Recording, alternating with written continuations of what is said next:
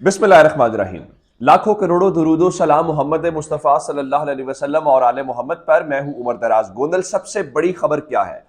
عدالت کو سیدھے ہو گئے ہیں کچھ اس طاقتور لوگ اس ملک کے۔ انہوں نے عدالت کے روبرو آج کھڑے ہو کے اب سے تھوڑی دیر پہلے کہہ دیا ہے کہ ہم الیکشن نہیں کروا سکتے، اور عدالت کے سامنے یہ کہا گیا ہے کہ آپ بھی ایسا حکم دیجئے گا جس پہ ہم عمل درآمد کروا سکیں۔ یہ بڑی امپورٹنٹ لائن ہے۔ اب جانتے ہیں کہ کل چیف جسٹس نے الیکشن سے متعلق بات کی تھی، اور آج یہی بات فواد چودھری نے کہا کہ چیف جسٹس کے الیکشن کمیشن سے متعلق ریمارکس بڑے امپورٹنٹ ہیں۔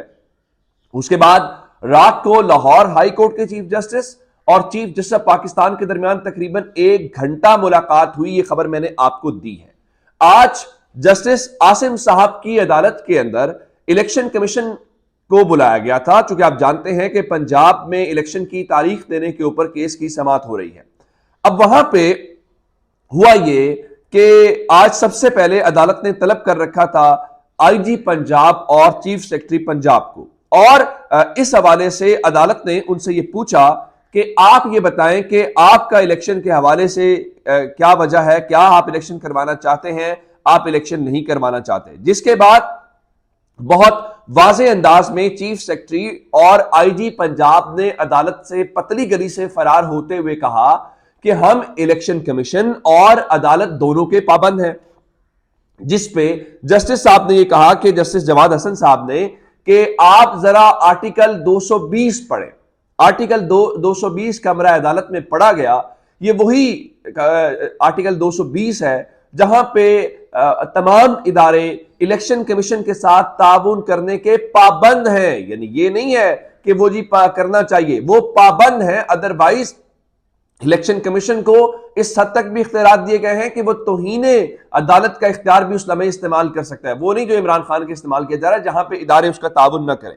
جس کے بعد انہوں نے عدالت کو اپنی یقین دہانی کروائی اور وہ عدالت سے چلے گئے۔ جس کے بعد الیکشن کمیشن کے وکیل نے آج اپنے دلائل کا کیا اور کہا یہ کیس صرف الیکشن کمیشن کی تاریخ کے حوالے سے ہے، اور تاریخ دینا الیکشن کمیشن کا کام نہیں ہے، اور بالکل جو سکرپٹ کے مطابق چیزیں ہو رہی تھی آج الیکشن کمیشن کے وکیل نے عدالت کے سامنے ساری باتیں وہ کی، اور انہوں نے کہا جی وفاقی حکومت ہمیں فنڈز جاری نہیں کر رہی، پنجاب پولیس اور جوڈیشری سمیت دیگر جو ادارے ہیں وہ عملہ دینے سے ہمیں انکار کر رہے ہیں، اور ایسی صورت میں ہم بر وقت الیکشن کیسے کروا سکتے ہیں؟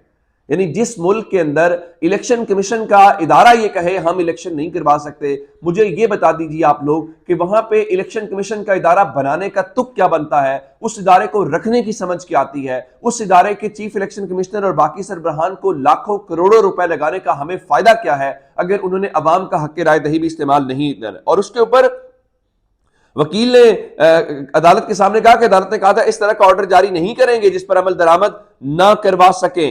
اب انہوں نے کہا جی ملک میں سیکیورٹی خدشات کے پیش نظر الیکشن کروانا بہت مشکل ہے، 40 بلین کی رقم مانگنے کے باوجود ضمنی انتخابات کے لیے جاری نہیں کی گئی، ہمیں صرف 5 بلین کی رقم جاری کی گئی، حکومت پاکستان بھی مالی مشکلات کا سامنا۔ یہ پورے کا پورا سکرپٹ وہی ہے جس کے اندر ایک جانب یہ کہا جا رہا ہے کہ سیکیورٹی صورتحال ٹھیک نہیں ہے، دوسری جانب کہا جا رہا ہے جی معاشی صورتحال ٹھیک نہیں ہے، اور انہوں نے کہا ہمیں الیکشن کے لیے فنڈز آر او اور سکول سٹاف چاہیے، اور اس صورتحال میں گورنر صاحب نے وہاں پہ کہہ دیا جی ہم نے چونکہ اسمبلی تحلیل کے اوپر دستخط ہی نہیں کیے تو پھر گورنر تاریخ دینے کا پابند نہیں ہے، اور گورنر اس پروسیس کا حصہ نہ بنے تو گورنر الیکشن کی تاریخ دینے کا پابند نہیں ہے۔ یعنی پورے طریقے سے کام کیا گیا ہے، لیکن ان کا جو خیال ہے کہ یہ وہاں پہ اس چیز کو کر لیں گے، فی الحال انہوں نے عدالت کو کہا ہے، اور عدالت بڑے واضح انداز میں کہہ رہی ہے کہ وہ ہر صورت کروائیں گے۔ اور دوسری جانب اب اگر آپ نے لاہور ہائی کورٹ سے ایسی کوئی حرکت کر بھی لی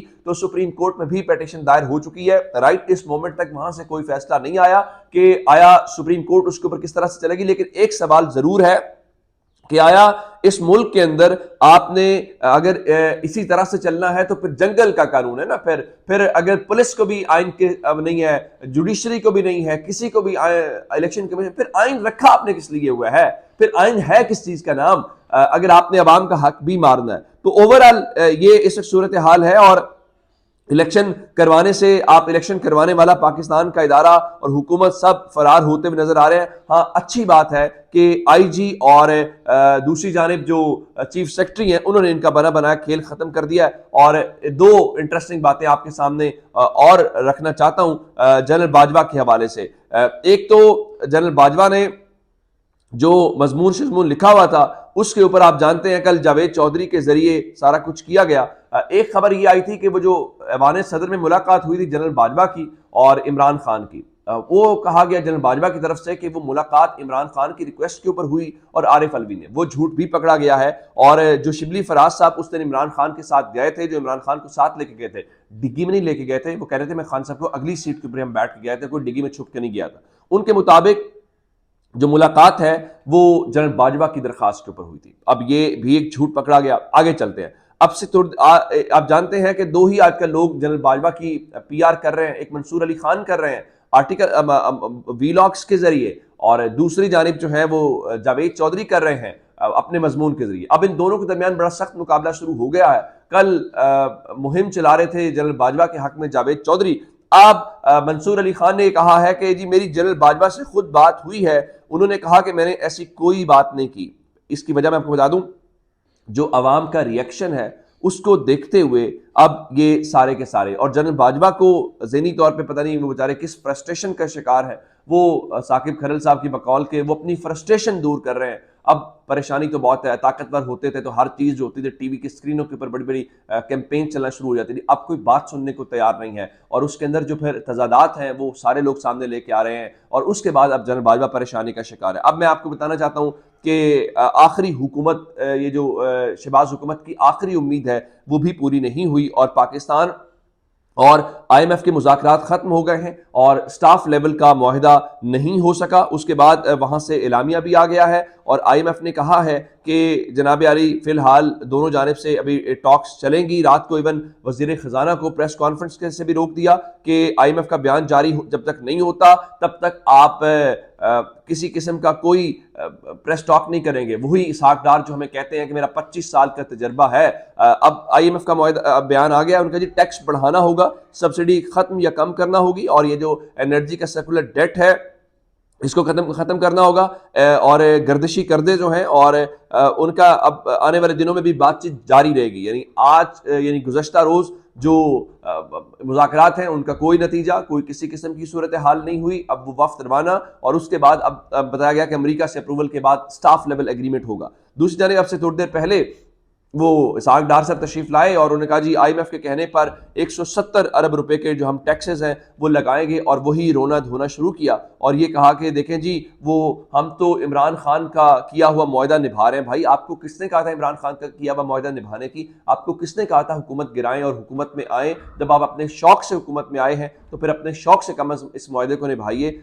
یہ چیزیں اس طرح سے آگے نہیں چلنی چاہیے. اور ان کا اعلامیہ یہ بتا رہا ہے کہ اسحاق ڈار مکمل طور پہ ناکام ہو گیا ہے، اسحاق ڈار کے پاس کوئی پالیسی نہیں ہے، اور اسحاق ڈار کوئی اکانومسٹ ہے بھی نہیں. اسحاق ڈار صرف اور صرف جو شریف خاندان ہے ان کا چونکہ رشتہ دار ہے تو شریف خاندان کے رشتہ دار کو ہر قیمت کے اوپر اس منصب کے اوپر رکھا جائے گا. دوسری جانب اس امپورٹنٹ جو چیز ہے، ایک اور آپ نے کل سے سوشل میڈیا کے اوپر دیکھا ہوگا کہ شہباز گل صاحب کی ایک پریس کانفرنس تھی، اس دوران اسد عمر صاحب اور فواد چودھری صاحب چھوڑ کے چلے گئے، جس کے اوپر ٹویٹر کے اوپر ٹرینڈ چلتا رہا کہ یہ بہت غلط بات ہے، یہ کیسے ہوگا یہ چھوڑ کے چلے گئے، اور شہباز گل کو اس مشکل وقت میں اکیلا کیسے آپ نے چھوڑ دیا جس نے اپنی پارٹی کے لیے اتنی قربانیاں دی. جس کے اوپر رات کو پھر اسد عمر صاحب نے ٹویٹ کیا کہ شہباز گل چھوٹا بھائی ہے اور پارٹی کا سرمایہ بھی. آج میڈیا ٹاک کے بعد وکلاء سے ملنا تھا جس کی وجہ سے سوال جواب کے لیے نہیں رکے. جس کے بعد شہباز گل صاحب نے بھی اس کو قبول کر لیا، ان کا بھی ٹویٹ آ گیا. ان کا پارٹی کو اس وقت اتحاد چاہیے اور ان جھگڑوں کے اندر پڑنے سے مسئلے کا حل نہیں ہوگا. اپنا بہت سارا خیال رکھیے گا. خدا حافظ.